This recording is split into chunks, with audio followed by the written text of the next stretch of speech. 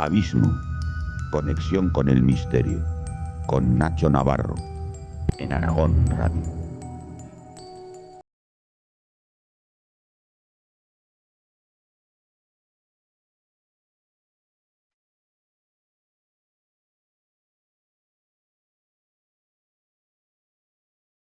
Sabemos que el mundo animal tiene conciencia y lenguaje. Entre ellos, claro.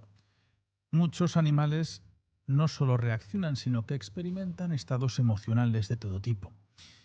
Pero menos conocidas posiblemente sean las reacciones de las plantas, las reacciones de los hongos, un sistema de comunicación que tenemos en un gran bosque. Digamos que ese gran bosque es como una red wifi donde hay múltiples estaciones Bluetooth con conexión, donde hay centros de mando y antenas de esos propios vegetales. Allí se transmite la información, se envían señales codificadas, se responden entre ellos a mensajes, se coordinan, tienen incluso sistemas de transportes, tienen sistemas eléctricos, porque las plantas hablan por el aire, pero hablan también bajo tierra, hablan por ese subsuelo.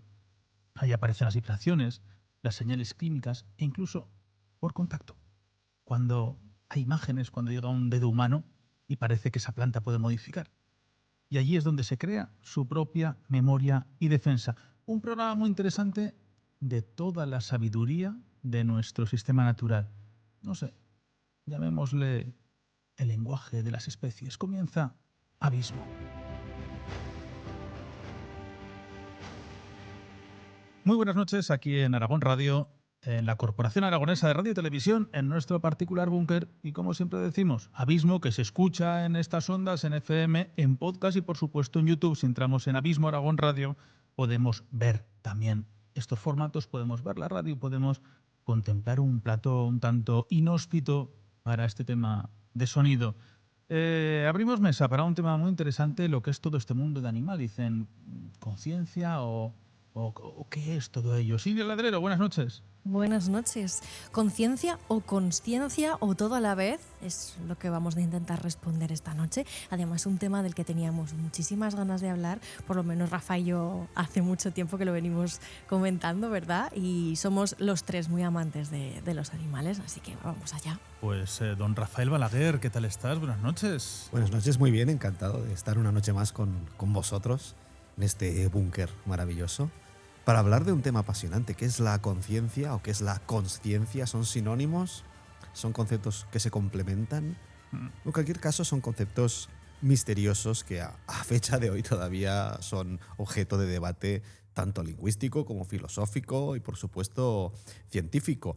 Y claro, por supuesto, hemos empezado hablando de lenguaje entre hongos. Es Claro, que eso a mí me ha encantado, lenguaje Rafa. animal, ¿no?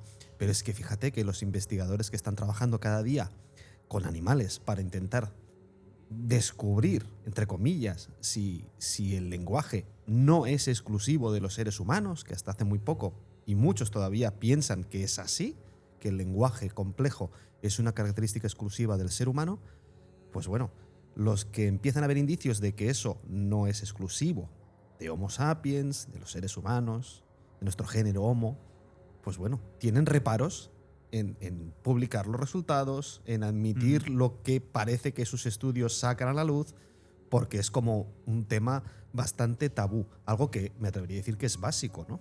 El lenguaje. El lenguaje que además nos va a dar una pista para definir qué es la conciencia o qué es la consciencia, ¿no? Quizá podríamos empezar por ahí definiendo un poquito las diferencias entre esos términos. Yo he iniciado porque cuando me he profundizado, ¿verdad? El lenguaje animal, pues, la gran mayoría de los mortales tenemos o hemos tenido mascotas, mal llamado mascotas, ¿no? Animal de compañía, pero allí sí que descubres una conciencia de un animal o consciencia que tú desconocías. Y de pronto pasan a formar parte de tu familia, ¿no? Esos animales que luego podemos hablar de todo ese tema de cómo ha cambiado ese mundo del animal de compañía, de cómo lo podemos tener esas especies y se integran dentro de la propia familia, incluso modifican la vida por completo, ¿no? de las familias y de las personas. Pero claro, yo no había profundizado en el lenguaje de las plantas. Bueno, las plantas algún documental, ¿no? Ves de cómo se mueven, cómo ese viento, cómo entre ellas se conectan, cómo esas raíces, pero de los hongos no tenía ni idea. Pero que hay sonidos, que hay movimientos, que hay vibraciones en el subsuelo y que todos van como si fuese un gran ejército a diferentes movimientos. Que viene grandes fríos, pues hay como unas vibraciones en el subsuelo que lo que hace es que se puedan esconder, que puedan tener más fuerza. Luego sí que ves en diferentes documentales de cómo se protegen esas plantas, de cómo, pues sí, el otro día veía uno que se llegaban unas mariposas a poner unas larvas que se comían esa especie, desarrollaban, con el paso de cientos de años, o miles, no lo sé, espinas, o desarrollaban que fuesen venenosas para esa especie. Luego llegaba otra, y cómo van modificándose entre ellas, pues para sobrevivir. Sí, sí, desde luego. Además hay investigaciones muy nuevas, sobre todo se están llevando a cabo experimentos muy, muy punteros en Israel actualmente, que muestran que efectivamente las plantas tienen lenguaje, que puede ser equiparable en algunos aspectos al lenguaje humano, porque se pueden empezar a detectar patrones que son idénticos a los lenguajes humanos, por lo tanto, claro, no tenemos ni idea de qué dicen, por supuesto, todavía, pero sí que empezamos a ver que al menos el patrón en esa comunicación es común al lenguaje complejo humano, y que además no solo se entienden entre ellas, para regular, por ejemplo, pues la cantidad de agua que tienen disponible en el suelo para hidratarse, para sobrevivir, la dosifican de alguna manera, sino que además esa comunicación también es bidireccional con insectos y con pequeños roedores.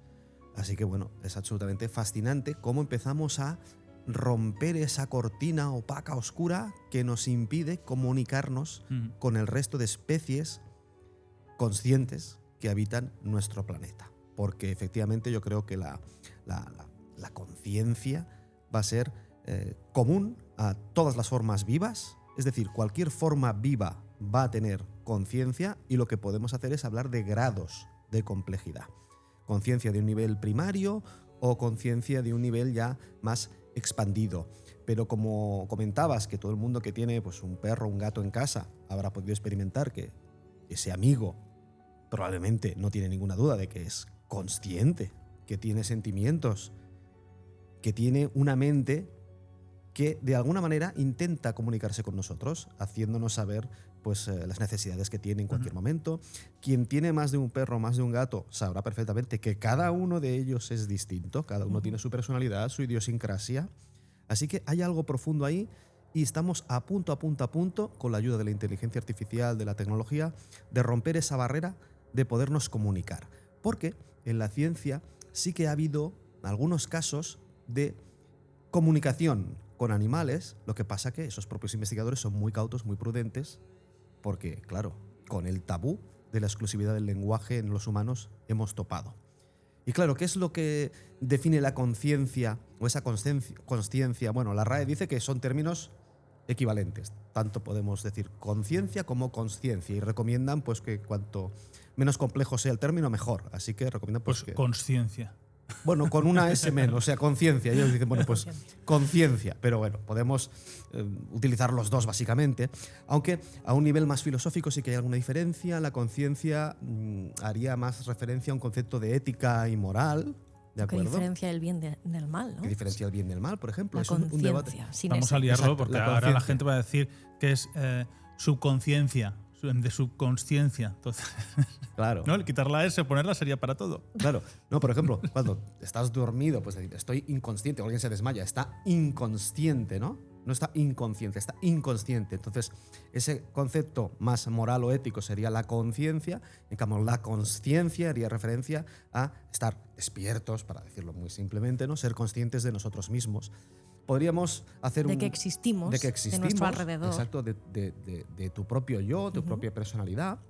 Y de hecho, pues podríamos jugar a definirlo de una manera rápida diciendo que soy consciente de que tengo conciencia, ¿no? Pero bueno, en realidad podría ser algo muy, muy sinónimo. Esto es muy etéreo. Esto es muy etéreo. Pero es que precisamente la definición científica de la conciencia es que no hay definición unánime. Es uno de esos conceptos escurridizos que es muy difícil de definir. Y fíjate si es escurridizo que una de las definiciones que más éxito tiene en el ámbito científico es que esa consciencia o esa conciencia sería un fenómeno ilusorio. Atención, y en los humanos sería un fenómeno ilusorio, una ilusión que se genera en nuestro cerebro, que cambia cada 22 milisegundos O sea, el que esté seguro de cómo es, pues ya empezamos a descartar esa idea porque nadie puede estar seguro exactamente de cómo es. Cada 22 milisegundos va a cambiar nuestra organización neuronal y esa idea de ti mismo que tienes en tu cerebro que parece tan arraigada, pues es líquida y es mutante. Entonces, es una ilusión que se genera en nuestro cerebro, cada 22 milisegundos cambia y esa ilusión se genera a partir de los inputs que recibe nuestro cerebro, de los sentidos, que no solo tenemos el tacto, el oído, los habituales, tenemos más de 20 sentidos los seres humanos. Es apasionante. Pues se genera esa ilusión a partir de los inputs de los sentidos, atención, más el recuerdo que esos inputs nos han impactado en el pasado, ¿de acuerdo? Más la proyección en el futuro de esa sensibilidad que nos va a permitir proyectarnos a nosotros mismos hacia mañana, por ejemplo. Pero es que esa suma de inputs nos va a generar lo que llamamos una ilusión del yo. Pero es falsa. O sea, no somos el mismo, no somos la misma persona hoy, ni mañana, ni dentro de 22 milisegundos. Lo que ocurre es que con los recuerdos se genera cierta percepción de que tenemos una identidad propia. Y eso nos permite relacionarnos con el mundo a partir de una idiosincrasia, una personalidad. Bueno, en definitiva, que la ciencia no es capaz de definir exactamente qué es ese fenómeno de la consciencia o de la conciencia. ¿Y tú qué opinas en este aspecto? A mí me gustaría destacar que, bueno, existe una declaración científica con respecto a esto de la consciencia y es la Declaración de Cambridge que se firmó, es un manifiesto firmado por 13 científicos diferentes que estuvieron durante aquel verano dando una serie de charlas, de conferencias sobre la consciencia y todos ellos, delante, como notario estaba Stephen Hawking, firmaron esta Declaración de Cambridge sobre la consciencia. ¿Qué dice esa declaración? Bueno, pues ellos aseguran que efectivamente todos los animales humanos y no humanos tienen consciencia. En esto incluiríamos, por supuestísimo, a los animales, pero también a las plantas o a los hongos, como estabais comentando en un inicio. De hecho, si queréis, vamos a profundizar un poco sobre el tema de los hongos, porque yo últimamente me sale mucho en algunas redes sociales unos vídeos que quiero saber, Rafa, si son realidad o no. Y es que hay gente que le pone una especie de sensores magnéticos sí, que reciben impulsos eléctricos a diferentes hongos. Y con ello lo que hacen es que lo pasan por un ordenador, ¿no? Y configuran música, que es algo también que me recuerda a Jeros Fanella, ¿no? A tu trabajo con las estrellas. ¿Esto cómo lo hacen? Bueno, una seta, ¿no? Una seta, claro, donde se le ponen como una serie de electrodos o por aguja, ¿o cómo lo hacen? Es como una pincita, efectivamente, que debe llevar un Es muy electrodo. interesante porque si quieres te lo he pasado para que podamos... ¿El vídeo que me has enviado? El vídeo, bueno, ahí vas a ver pues, vamos a escuchar cómo una suena cosa un hongo. que nos ha enviado nuestro amigo Rafa para que escuchemos. Vamos a ver qué es lo que ocurre aquí.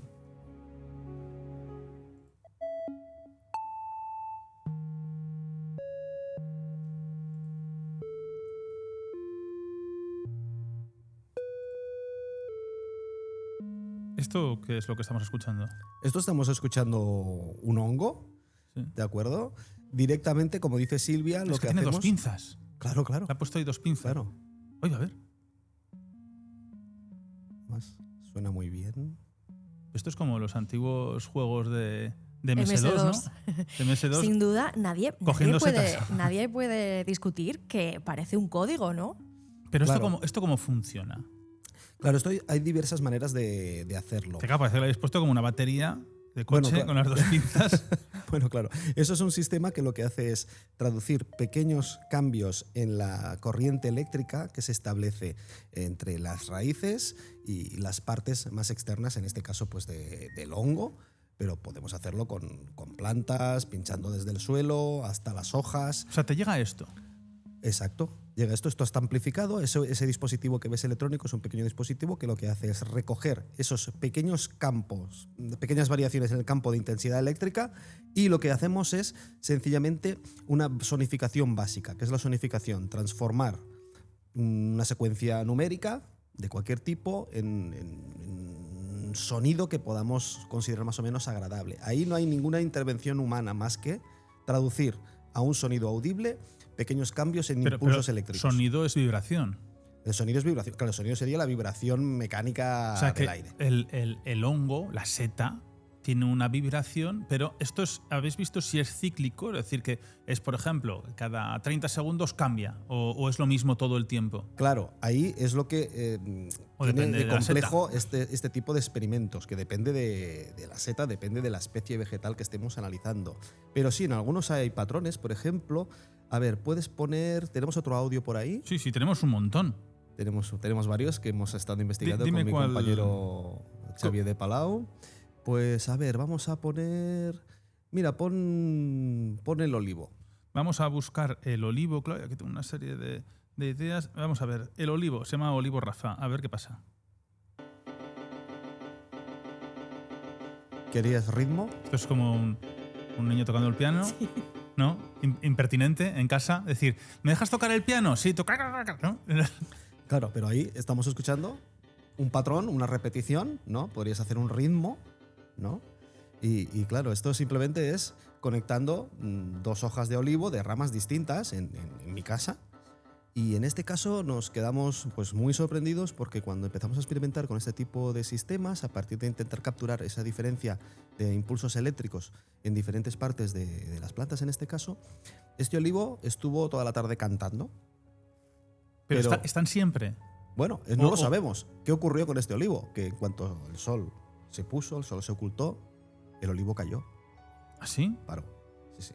Entonces, claro, ¿qué complejidad tiene? Pues tenemos que coger, a nivel científico, tenemos que coger este olivo, estar 24 horas con el olivo duerme en monitoreo y ver qué ocurre, si durante el día con la fotosíntesis se activa este canto, por la noche se apaga. Oye, esto es muy interesante, este experimento. Esto es apasionante.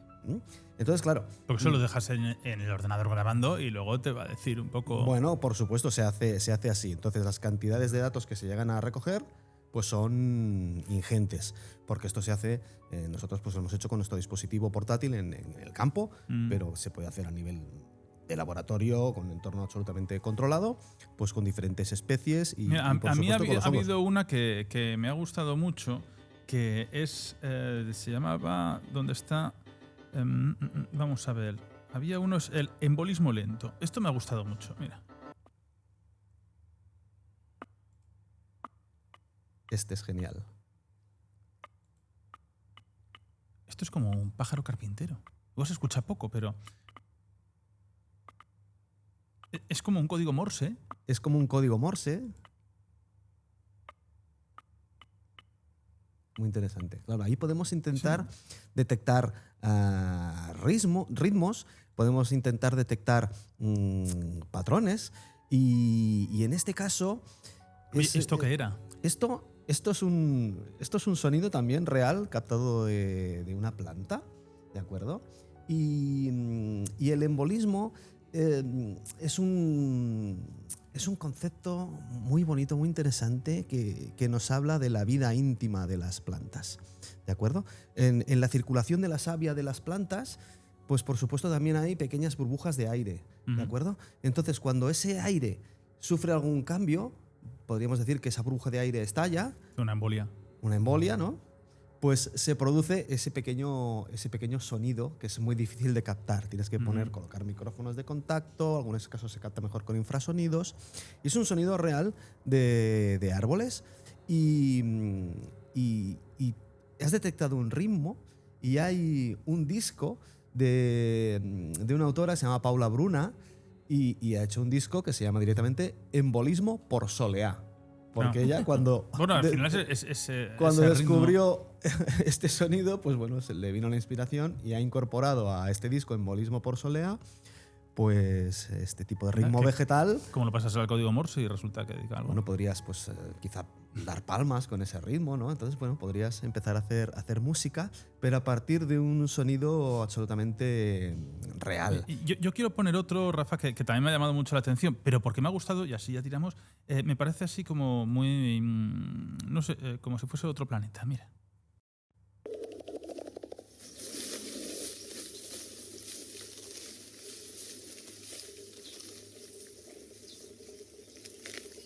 Ahí hay que fijarse mucho porque lo que nos interesa no es ese sonido de vegetación, sino lo que hay por debajo. No. ¿Puedes volverlo a poner? Se ve bastante al principio. Es como una cosa muy repetitiva. Eso.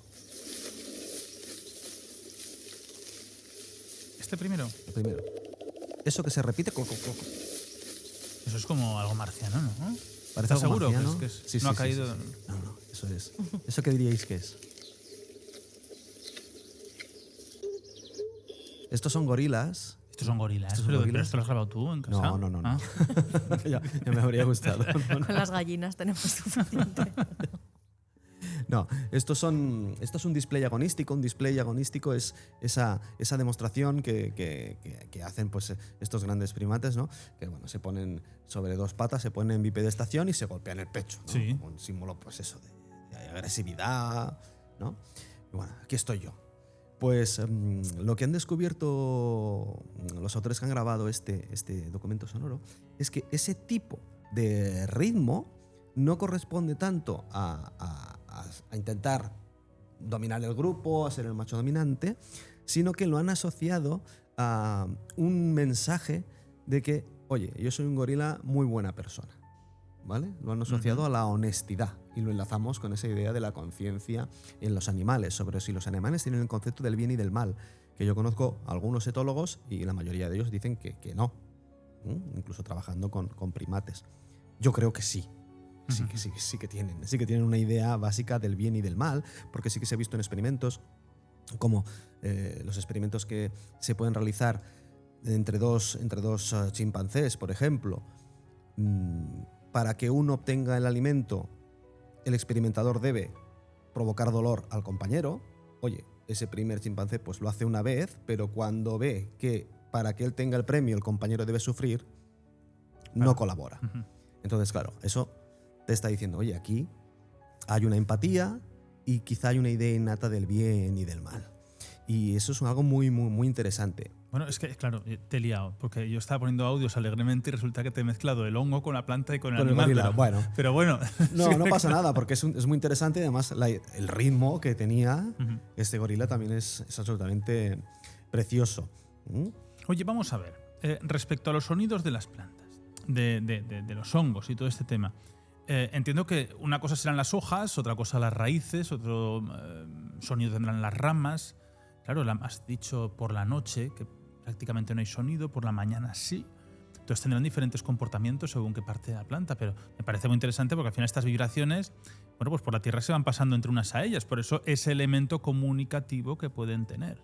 Sí, por supuesto. Además, mira, si quieres vamos a poner otro audio si quieres y con eso pues si quieres ¿Cuál es? terminamos. Pues el tomate. El tomate, vamos a poner aquí. Este tomate, ¿cuál es de aquí? De Barbastro. Estos no son de Barbastro. Puedes avanzar, ¿no? Estos son los investigadores. Ahí está. Ese clic. ¿Esto es el tomate? A ver. Hay el tomate y luego hay una parra. Esto es como el tomate cayendo en rodajas, ¿no? Bueno, es un tomate estresado, pobrecillo. Entonces, claro, ¿qué han descubierto? Pues que las plantas, en general, cuando sufren estrés hídrico, pues empiezan a emitir este tipo de sonidos que los humanos de entrada no podemos oír. Son infrasonidos, ¿de acuerdo? Entonces hay que aplicar micrófonos especiales, potenciar ese sonido para que lo podamos oír nosotros. Pero, ¿qué es lo que ocurre? Que especies de insectos y especies de animales que tienen un oído muy fino, que tienen el rango de audición pues mucho más bajo que el nuestro, pueden llegar a oír esas frecuencias, sí que pueden detectar ese estrés hídrico. Y las plantas, por supuesto, se comunican entre ellas gracias a ese sonido, comunicando precisamente que tienen poca reserva de agua. Las plantas no se van a poder mover, Así que lo que van a tener que hacer es ajustar sus necesidades biológicas, van a tener que ajustar su consumo de agua para intentar racionar de alguna forma la reserva que aún queda en el suelo. Y eso es lo que están descubriendo, bueno, pues es que esto hace meses. Ojo, pero esto no significa que esa planta tenga sentimientos. Bueno. Porque es que ahí vamos a ver gente al final que no coma de nada. Claro, es que... Vamos aquí. Pero ¿qué son los sentimientos? Lo que sí se sabe es que tienen conciencia de que existen. Esto claro. es lo que se ha si afirmado en la declaración de Cambridge. Si van aquí a criminalizar por comer un tomate, tampoco es... Bueno, es que estamos empeñados al final en asimilar todo al antropocentrismo y a lo mejor el sentimiento del que estamos hablando de una planta no se parece en nada al sentimiento de un humano. Eso no quiere decir que no es una mandrágora gritando como vemos en las películas, ¿no? Efectivamente. Tienen conciencia de que existen. Bueno, vamos a hablar durante todo el programa si pueden tener esa percepción del dolor o de cosas muy básicas que son necesarias para la supervivencia, pero no tenemos que equipararlo en ningún momento a los sentimientos antropocentristas. No seamos antropocentristas. Claro, pero que no hay que antropoculturizar todo. ¿Vale? Antropocentralizar todo. Pero, por ejemplo, este tomate. Yo no sé si está analizado o no. Si modifica el sonido cuando le cortas con un cuchillo. Sí. ¿En serio? Sí. Modifican el sonido cuando... O sea, protesta. Protesta cuando les amputas. Madre mía, ya. Pues sí, protestan. Estas cosas no se deberían de descubrir. No, se descubre. Hace muchos años ya en Japón se han hecho experimentos muy interesantes al respecto, que además las plantas identifican a la persona que las va a podar. O sea, cambian el mensaje. Imaginemos una sala cerrada con X árboles. Entra un investigador y empieza a podar uno de ellos. Sí. El investigador sale, esas plantas se estresan, emiten la comunicación. Hemos recibido una amenaza. Al día siguiente viene otra persona, que no es ese investigador. Las plantas no emiten el mensaje de alerta. Pero al día siguiente, cuando vuelve a entrar el que les había cortado algunas hojas, algunas ramas, algunos de los compañeros árboles, entonces se emite el mensaje de alerta. Así que, imagínate. Yo me estoy quedando de piedra con este tema. Realmente es así. O sea, hay una red de comunicación esto es como que puede ser a través del aire, sí, a través de la emisión de ciertas sustancias químicas que desencadenan ese estado de alerta, que en qué puede consistir en erizar sistemas de espinas, secretar sustancias venenosas para la fauna. Buscan ser hostiles hacia identifican eso que les hace daño. Exacto. Identifican una amenaza y la comunican. Así, madre mía, esto es como una película y además, de ciencia ficción. Lo que sí que está bastante claro es que sobre todo esa comunicación se produce a nivel del subsuelo, a nivel de las raíces. Y esto nos enlaza con los hongos, porque lo que permite que las plantas se comuniquen a través de las raíces y a través de especies distintas son precisamente los hongos que están en simbiosis con esas raíces de esas especies. O sea que hay una auténtica red subterránea que conecta todo el bosque entre sí. Que un hongo puede tener metros desde ese árbol de donde sale. Sí. Así que a través de las raíces y gracias a esta asociación con los hongos, pues se pueden transmitir mensajes que las plantas aprovechan, pero los hongos en sí también transmiten sus propios mensajes. O sea que es realmente impresionante. Se podría decir que hay estudios que te dicen que todo tiene cierto sentimiento. Claro, porque lo que comentaba Silvia... ¿Qué sentimiento? Bueno, no lo sabemos. La declaración... No creo que esta mesa tenga algún tipo de sentimiento. No es un ser vivo. Estamos hablando de seres vivos, pero humanos o no humanos, pero una mesa. O sea, que igual tuvo un sentimiento, ¿no? Pudo tener un sentimiento cuando estaba viva. Madre mía, qué carga de conciencia tengo ahora cada vez que vaya bueno, ese argumento que es muy reduccionista, pero yo lo digo muchas veces en casa cuando pues a mí me gusta mucho el tomate y muchas veces ceno solo pues una ensalada de tomate. Y dicen, ¿qué vas a cenar hoy? Y yo siempre lo digo, voy a asesinar un tomate. Porque, claro. Ahora vamos. Entonces, sí. A ver, los niños que cierran los ojos, que vamos a hacer una ensalada. Claro, un tomate. Entonces, claro. Mira, vamos a leer el resumen de la declaración de Cambridge que comentaba Silvia, que es muy, muy interesante. Sí, con lo sensible que es esta sociedad. Sí. Gente muy sensible. Pero por eso vamos a explicar lo que es la conciencia que comentan en esta declaración. Mira, esto fue el 7 de julio de 2012, ¿de acuerdo? Y bueno, la declaración dice lo siguiente. La ausencia de un neocórtex no parece impedir que un organismo pueda experimentar estados afectivos. Ujú. Hay evidencias convergentes que indican que los animales no humanos poseen los sustratos neuroanatómicos, neuroquímicos y neurofisiológicos de los estados de consciencia, junto con la capacidad de mostrar comportamientos intencionales. En consecuencia, el peso de la evidencia indica que los humanos no somos los únicos en poseer la base neurológica que da lugar a la consciencia. Los animales no humanos, incluyendo a todos los mamíferos y aves y otras muchas criaturas, entre las que se encuentran los pulpos, también poseen estos sustratos neurológicos. Así que ahí, Es decir, que una planta no muere de pena, bueno, como los fíjate, animales, ¿no? la Que tienen esa ausencia, conciencia. la ausencia de un neocórtex. Sí, vale. Una planta no va a tener un Porque neocórtex. no experimentan ni duelo, ni tristeza, ni estados Pero, afectivos, claro. no, pero fíjate, la ausencia de un neocórtex. Las plantas no van a tener ese neocórtex, Pero eso no impide. pero eso no impide que de alguna manera sean conscientes y que transmitan mensajes coherentes.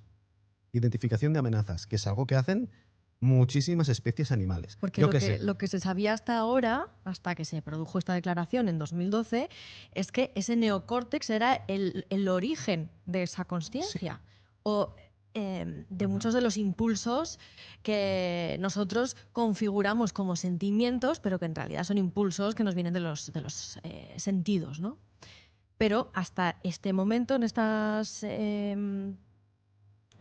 este manifiesto, pues se demostró que no depende de eso, con lo cual cualquier ser que no tenga neocórtex, pues estaríamos Podría en la tenerlo. posibilidad Claro. de que sí. Cierto es que hay muchas personas que nos escriben a este programa, yo lo sé, cuando hemos hecho algo de naturaleza, bueno, pues que tienen un intercambio de energía a la hora de abrazar un árbol, de tocar, ¿no? Elementos Sí. naturales. Sobre todo ocurre con las secuoyas. Cuando en Cantabria, en Cabezón de la Sal, está el mayor bosque de secuoyas fuera de zonas autóctonas y la gente va a experimentar ese abrazo con los grandes árboles. Otros incluso con las piedras, ¿no? Esa forma de que la piedra te protege. Bueno, pues algo tiene. No, por Y ahí sí supuesto. que puedes tener un equilibrio, ¿no? Hace poco, cuando iba a la ermita Durante, Antonio, el responsable de esa ermita, lo del boj, ¿no? El boj sí que se utiliza muchas veces. Antiguamente, pues, en las zonas más rurales los cogían con las dos manos, en dos ramas de la misma planta, los dedos pulgares empujando, haciendo fuerza sobre esa rama, y las hojas tienen el movimiento de tu pulso cardíaco. Correcto y exacto.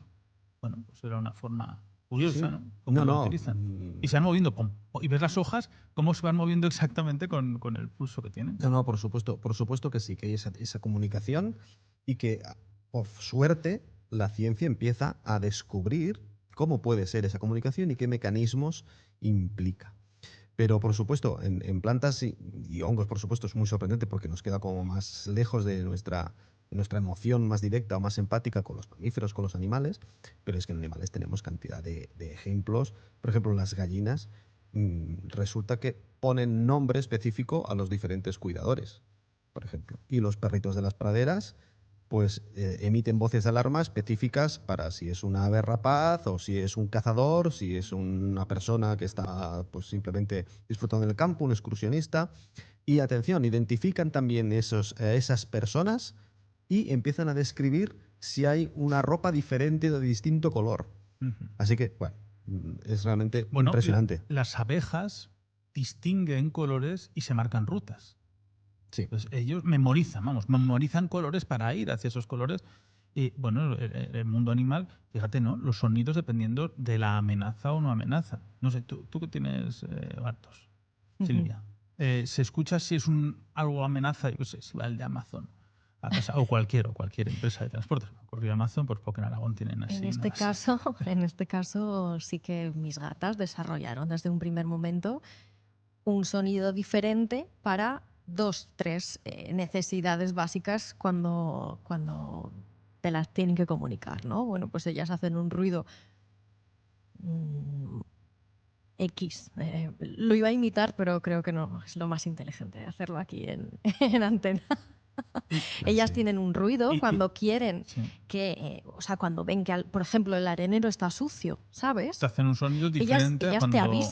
avisan diciendo, oye, no está del todo como a mí me gusta, ¿no? Porque a lo mejor lo has limpiado por la mañana, pero ellas necesitan que esté limpio continuamente, pues Exigente. te hacen un sonido diferente. Luego cuando quieren comer, para que les pongas la latita, te hacen otro diferente. Y además, también con las diferentes personas que conviven en casa, tienen un comportamiento u otro. Siempre se ha asociado a que los ruidos de los animales domésticos los aprenden por imitación. Pues la mía. Pero, No. por ejemplo, en el caso de los loros, ¿no?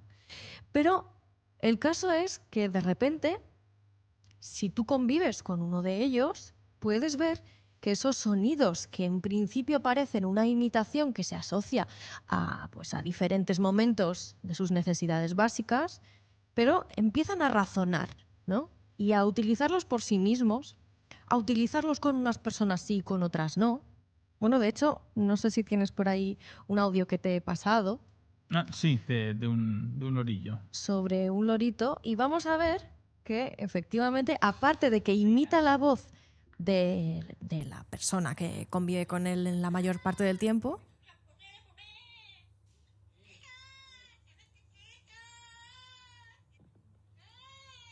¿Viste quién es? Madre mía, qué dramático este loro.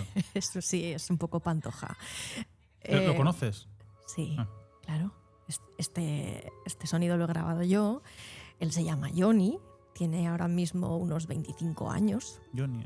Humanos. Fíjate, esta especie es un loro del Amazonas, viven aproximadamente unos 60 años, o sea que, bueno, aún queda camino por delante de pantojismo ilustrado, que le digo yo. Y este loro, evidentemente ya sabemos que todos los que hablan, todos los que tienen esa capacidad, imitan la voz de su cuidador, ¿no? Del cuidador principal. En este caso, efectivamente, tiene la voz y la forma de hablar. De hecho, el acento es un acento andaluz de la persona que lo cuida, ¿no?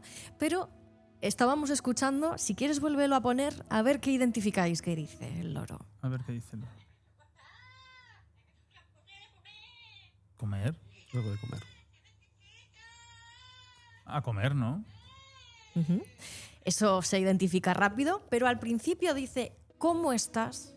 Es decir, él utiliza una forma de empatizar contigo diciéndote primero, ¿cómo estás? ¿No? Para guardarte, ¿no?, en el bolsillo para que te vayas a su terreno. ¿Cómo estás? Quiero comer. Dame de comer porque soy muy chiquito, dice. Comer porque soy chiquito. Con ya verás. Vuélvelo a poner a ver si lo Esto es identificáis. como las psicofonías. ¿Cómo estás? No, esa no es. Este es el gorila. Ese es el gorila. Tenemos aquí un cacao de especies, parece esto un zoológico. Vamos a ver.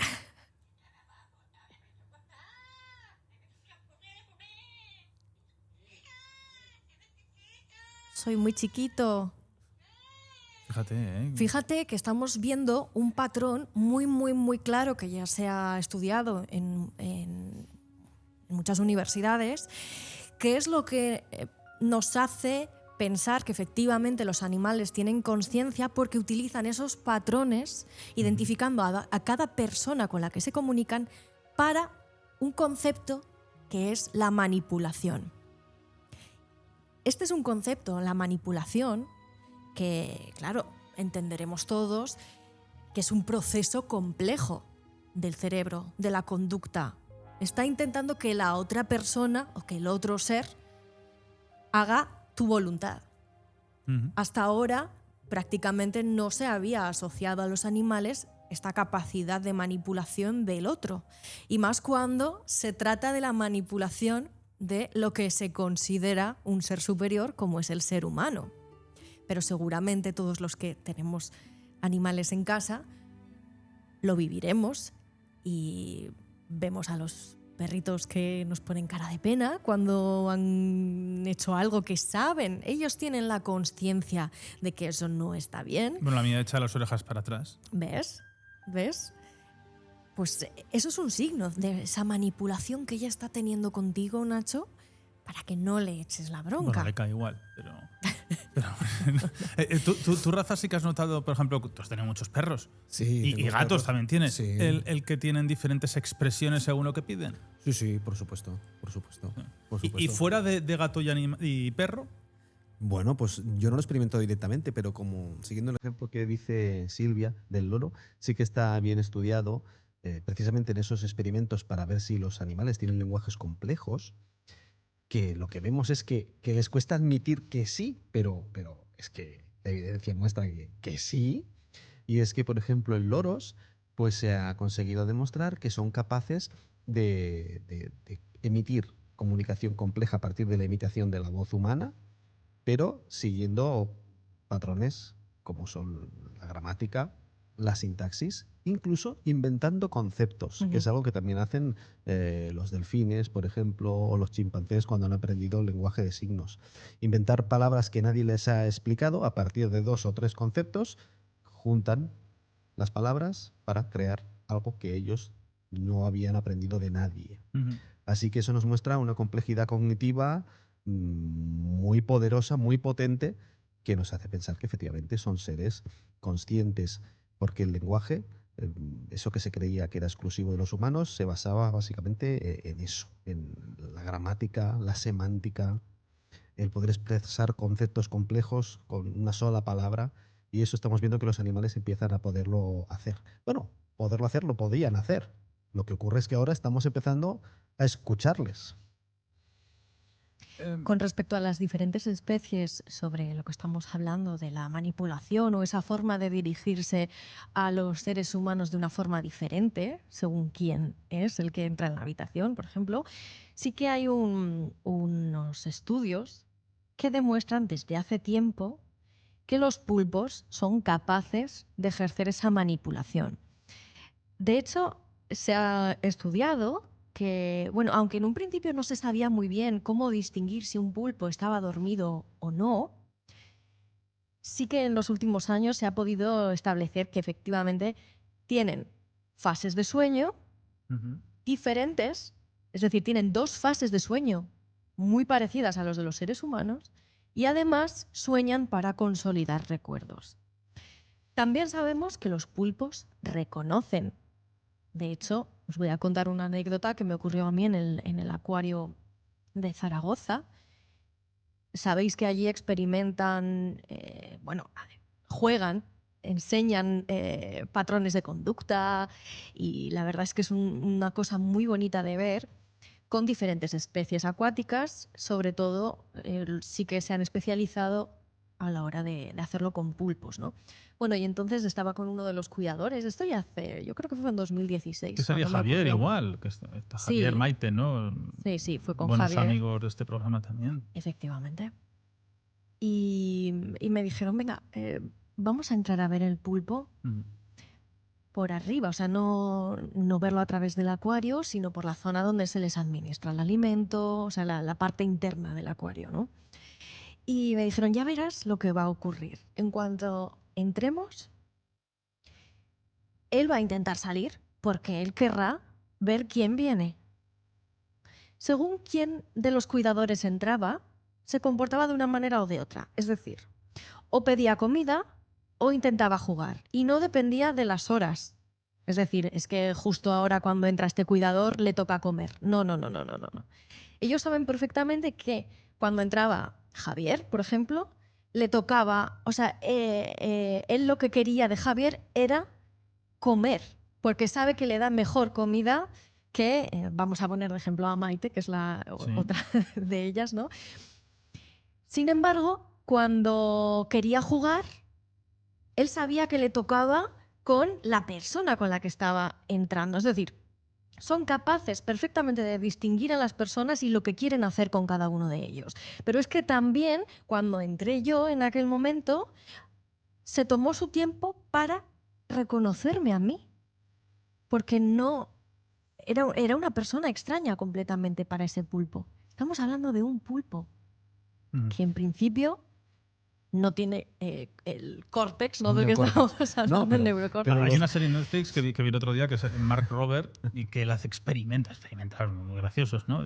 Desde llenar una piscina de gelatina, me pareció muy gracioso, a poner a un pulpo, que es en Grand Labs, con 1000 obstáculos, complicadísimo, salir al exterior y todo para llegar a su comida y lo consigue. Sí, Lo sí, consigue el por pulpo. supuesto. De hecho, los pulpos precisamente están impulsando cambios en la legislación Porque hasta hace muy poco en muchos países los animales en sí eran considerados prácticamente objetos, o sea, no se consideraban seres vivos. Por fortuna eso está cambiando. Incluso hay diferentes iniciativas, especialmente en Sudamérica, que bueno, y lo que intentan es dar el estatus de persona no humana a los grandes primates, los grandes simios, Sí. ¿vale? Chimpancés, gorilas, orangutanes. Porque claro, estamos viendo que si tú miras a los ojos a un chimpancé o un bonobo, pues oye, ves que ahí dentro hay algo, hay alguien. Eso es muy importante. Y precisamente los pulpos pues son tan peculiares y tan inteligentes que ya se los ha definido como seres sintientes.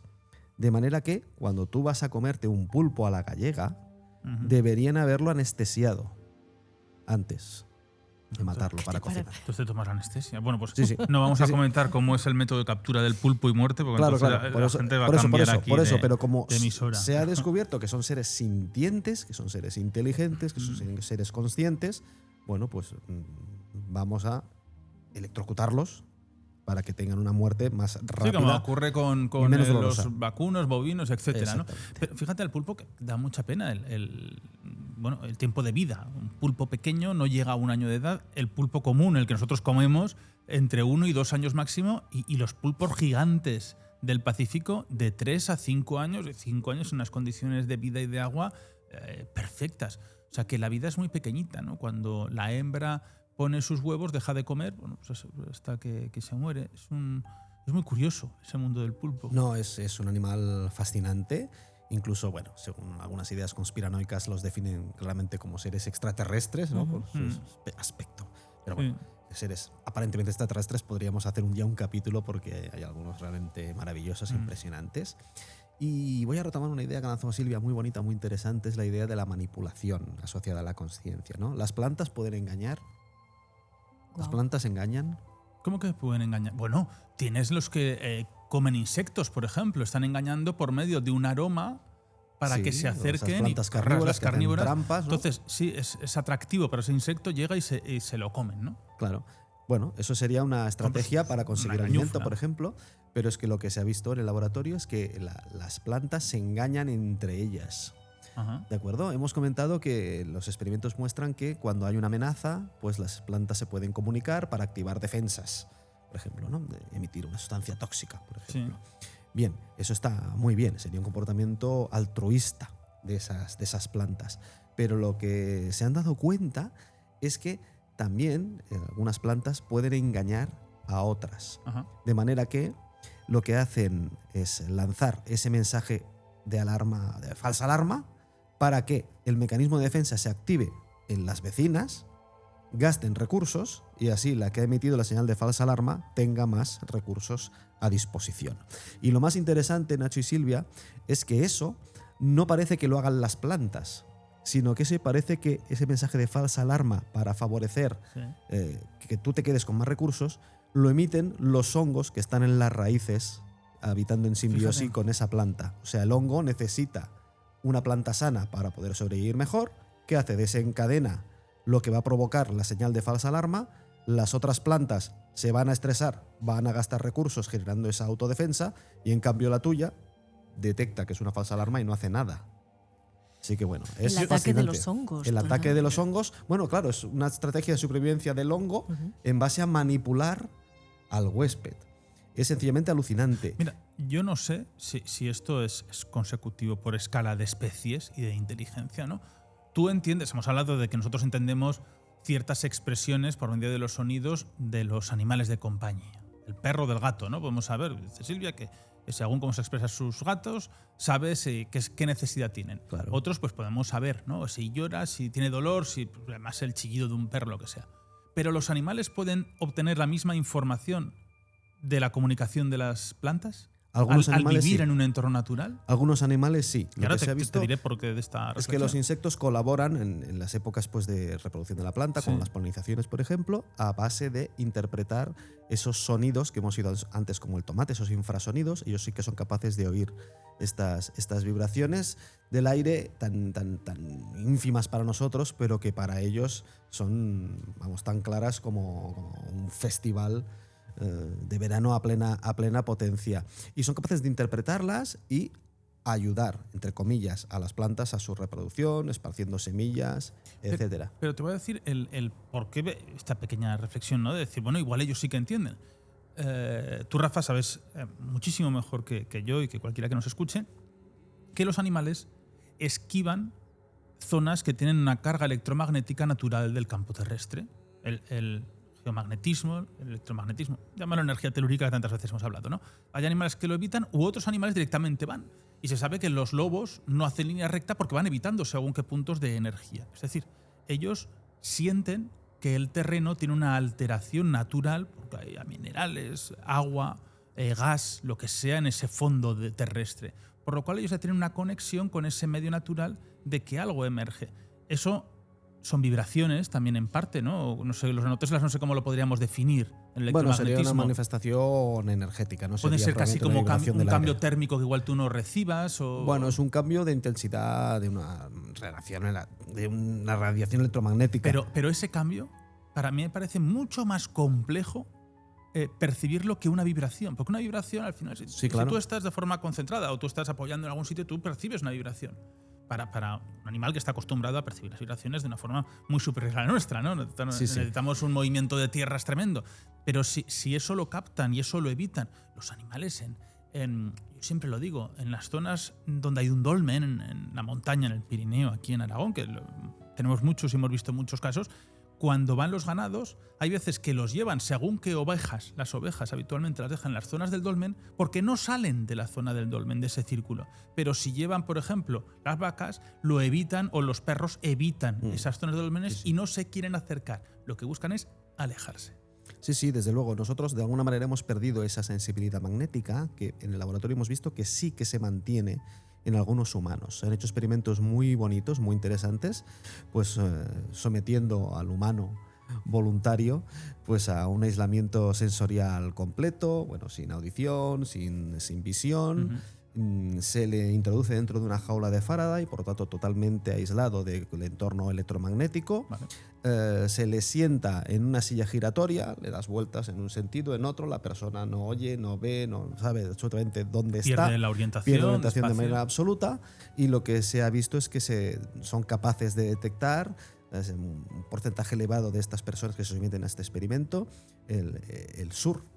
¿Pero porque Así que estás una orientación inhibiendo magnética. algún sentido?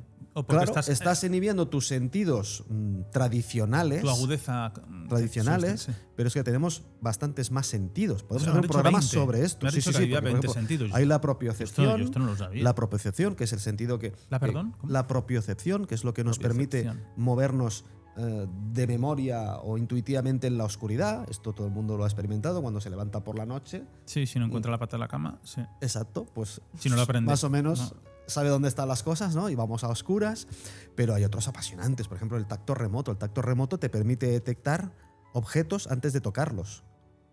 Y es alucinante. Tacto remoto. Tacto remoto. Antes de Esto Antes sí de que da tocar. para un programa. un Lo de programa. sentir, por ejemplo, yo voy a coger esta taza de porcelana de Abismo y antes de tocarla yo ya sé el tacto que va a tener. ¿Te refieres a eso? Porque sé. No, el experimento es muy bonito y lo puede hacer todo el mundo, pues Sí. mira, en el desierto o en la playa, porque vamos a necesitar arena. Bueno, aquí tenemos desiertos inmensos. Tenemos desiertos, en tenemos Aragón. negros, ¿vale? Bueno, pues lo podemos hacer en casa, Ujú. ¿de acuerdo? Pues lo que hacen en estos experimentos es en un recipiente pues lleno de arena, Sí. se introducen objetos, están pues enterrados en la arena y simplemente tú pues con tus dedos pues vas a meter la mano en la arena y vas a desplazarte Ujú. y vas a tener que avisar al investigador cuando tú crees notar que hay algo Antes de tocarlo. antes de ¿no? tocarlo. Y en un 90% de las veces, pues las personas Tiene que eso es intuición. aciertan. Claro, intuición, claro, parece que es intuición, pero no, ¿qué es lo que ocurre? Que nuestro tacto resulta que es tan eficiente que empieza a detectar microcambios en la disposición de los granos de arena, que están ordenados de manera distinta si hay un objeto o no. Porque claro, si hay un objeto, desplazan esos granos un poquito, tanto como para que nuestro tacto sea capaz de detectarlo, atención, de manera totalmente inconsciente para nosotros, pero el tacto Mira, lo está logrando. ¿Y eso qué aplicación tiene? Dirías, qué estupidez de experimento, ¿no? Bueno, me parece curioso el experimento. Esto es lo que se llaman las vías no conscientes de recepción de esa Claro. información, que ya efectivamente, si queréis, en otro programa Podemos contaremos. hacerlo. No, no, Uno de los os lo máximos compro. investigadores es Lawrence Weisskranz, que bueno, pues es un neuropsicólogo de la Universidad de Oxford y miembro de la Royal Society. O sea, tiene absolutamente toda la información que se requiere, tenía, porque falleció en 2018. Y bueno, pues efectivamente investigó muchísimo sobre todas estos atajos no conscientes que tiene el cerebro y que al parecer lo tenemos nosotros, también los animales, también lo rescataremos en ese programa sobre los sentidos porque hay experimentos con animales. Sí. Y en especial sobre la visión ciega. mira, os lo compro, O sea los sentidos, que- pero con la condición. Traemos aquí a Vicente Gómez, que es un gran seguidor de Abismo, él es ciego y ha desarrollado una forma de percibir, para mí, increíble, ¿no? Una percepción de todo, ¿no? No sé, es increíble lo que él consigue, pues, por medio del trabajo y de perder, ¿no? Esa condición de ese sentido, cómo se agudiza en otros, incluso percepción mental. Es muy Sí, sí, interesante. no, Por eso dices, es los apasionante. sentidos. Bueno, pues es que no solamente son 5, son cosas, o 6, ¿no? Van ampliándolos. Bueno, pues resulta que podemos tener 20. Es apasionante. Pues esa agudeza, me encantaría que viniese y que nos contase, claro, pues cómo ha sido también su vida y cómo ha ido desarrollando otros sentidos. Claro. Porque él te dice, yo veo de otra forma, pero yo veo. Claro, y hay él es de formas, esos que dicen por que ejemplo, al la ciego no nos digan que sinestesia, no percibir, vemos. pues, los colores, como música, en fin, hay todo un abanico de alteraciones de la percepción también muy interesantes que podrían encajar en una ampliación de este tema sobre los sentidos. Y las aplicaciones de este tipo de nuevos experimentos son fascinantes porque tú imagínate, por ejemplo, se puede añadir esa capacidad de tacto remoto a los robots, por ejemplo, una exploración en el futuro en Marte para detectar objetos en el subsuelo sin tener que exponer a un astronauta a diferentes exploraciones, etcétera, ¿no? Así que bueno, los robots aciertan mejor que los humanos en el tacto remoto ya. Así que imagínate. Oye, me parece interesantísimo. Y lo que hemos dicho es esa forma de los animales que esquivan según qué situaciones. Y bueno, pues yo no sé. Pero el mundo de las plantas a mí me ha dejado un tanto alocado, ¿no? La Sí. capacidad que tienen de comunicarse. Claro, no pueden promover una guerra, pero bueno, o igual sí, una guerra química o cualquier tipo. Claro, serían muchísimos cientos de años, porque esto no creo que sea de la noche a la mañana, sino Bueno, es una progresión de la Claro, propia planta. hay una película muy interesante que se llama El conseguir ser Incidente de Shyamalan, sí. en la que las plantas Bueno, lanzan una toxina Ujú. para liberarse un poco de los humanos, ¿no? Sí. Si los humanos empiezan a Con las suicidarse. esporas, con todo. Empiezan a suicidarse directamente, ¿no? Claro, si vemos que las Bueno, hay plantas plantas se comunican. donde no se puede estar en una habitación cerrada con según qué tipos de plantas. Bueno, por Hombre, con supuesto, gran concentración es que de esas hay, plantas, es claro. que, bueno, hay plantas absolutamente tóxicas que simplemente por contacto, no hace falta ni que la ingieras, simplemente que la toques te va a matar. ¿Mm? Así que, bueno, es un mundo apasionante que podemos ir descubriendo cada día pues, algo más de esa fascinante naturaleza. A nivel científico y siguiendo pues, con los hongos, pues se han logrado descifrar, se han logrado identificar lo que consideran los investigadores 50 palabras distintas. No sabemos qué se dicen, pero sí que se han podido identificar 50 palabras distintas, porque además coincide con los patrones de los idiomas humanos, con la frecuencia con la que se repiten. Es impresionante. Incluso pues, identificando palabras en comunicaciones con delfines, que los investigadores tuvieron que recurrir a identificar la palabra en cuestión porque era un concepto que había inventado el delfín, y a partir de la comunicación sonora del delfín, analizando la longitud de onda de esa nueva palabra que había pronunciado el delfín, pues pudieron identificar la fusión de dos conceptos que en este caso eran dos juguetes. Muy bueno. Así que bueno, realmente estamos empezando a escuchar a la naturaleza. Oye, llevamos aquí 2 programas sobre plantas, sobre vegetación, donde escuchamos y aprendemos la naturaleza, y van a venir más porque, bueno, igual pronto damos recetas. Es que la naturaleza, fíjate que lo tenemos todos alrededor, pero es la más desconocida, ¿eh? Bueno, claro, es entenderla. Pienso que el ser humano la ha entendido muchas veces para consumirla, me parece una tontería, pero para consumirla de forma no nociva. El otro día estábamos hablando de las plantas nocivas y de cómo el ser humano ha aprendido con el paso de los años pues, a cocinar una planta venenosa sin que sea venenosa. Y el conocimiento es como una ruptura que ha habido desde hace cientos de años del conocimiento del medio natural al desconocimiento del medio natural, que sí que lo tienen ciertas poblaciones en el mundo, ¿no? Esa población más, no sé, casi sin contactar, vamos a decir, ¿no? Esa población tan indígena que no ha progresado, no ha llegado a esa tecnología y siguen estando muy presentes ese medio natural en su día a día. Sí, sí. Es así, es así. Yo cuando estuve en Tanzania con los Masái y los Hadzabe, bueno, pues me traje artefactos de Masái y de Hadzabe, y con los Hadzabe tuvimos la suerte de ir a cazar con ellos. Es una experiencia fascinante. Y claro, me traje arcos, flechas. Uh-huh. Pero bueno, me quería llevar unas en concreto, pero me dijeron, no te las lleves porque estas están envenenadas y no hay antídoto. O sea, te pinchas en Barcelona y te quedas frito. O sea, no tenemos antídoto. Sí, no, esta no te la lleves. Y no busques ir en tren al hospital. Pero, porque claro, o sea, no, por supuesto. Ahora mismo ir en tren a ninguna parte desde Cataluña es prácticamente imposible llegar a ninguna parte. Sí. Bueno, pues Rodalía 1, me ha parecido un programa muy bonito. Oye, volver a hablar del medio natural, de los animales, de las plantas, de la comunicación, me parece fascinante. Silvia.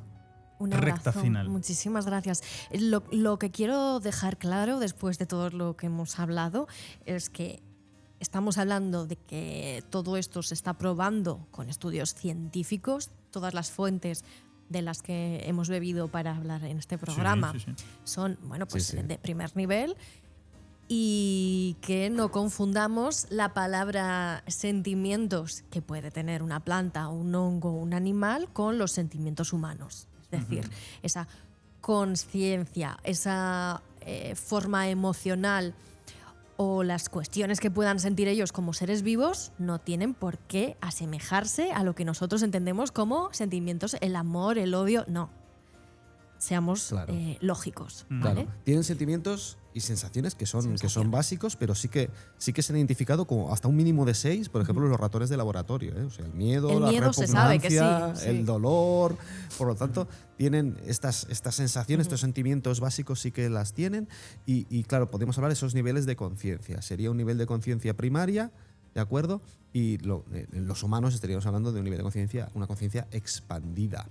Y además, bueno, es que también este tipo de estudios nos ayudan a desarrollar un nuevo tipo de ciencia que lo que permite es que empecemos a través de ese mejor conocimiento de los animales y de la naturaleza a cambiar la manera en la que nos relacionamos con ellos y cómo empezamos a no maltratarla. Rafael Balaguer, Rosa, un placer de nuevo, estar por aquí. Muchas gracias por muy pronto. estos fenómenos ratos que nos pasamos aquí. Muy buenos ratos, este buenos búnker. ratos. Un abrazo fuerte. Y nosotros, bueno, pues nos marchamos con esa forma de escuchar a la naturaleza y, bueno, quién sabe, si entenderla de otra forma o cuando acudamos al bosque, al monte. Oye, es que Aragón es una tierra que tiene maravillas, ¿no? Respecto a eso. Si nosotros vamos a los Pirineos, uno de los lugares naturales más importantes que hay en Europa, pues oye, poder escuchar, poder admirar y poder ver ese entorno natural que igual no somos conscientes en ese instante cuando estamos caminando por las sendas, pero debajo hay una conexión, hay una intrínseca y hay una comunicación entre ellos. Posiblemente cada paso nuestro sea algo hostil para ellos y estemos provocando una comunicación, quién sabe, para que no salga tanta vegetación en ese camino. Bueno, en fin, hay una infinidad de temas. Próxima semana más aquí en Abismo, en Aragón Radio. Un abrazo.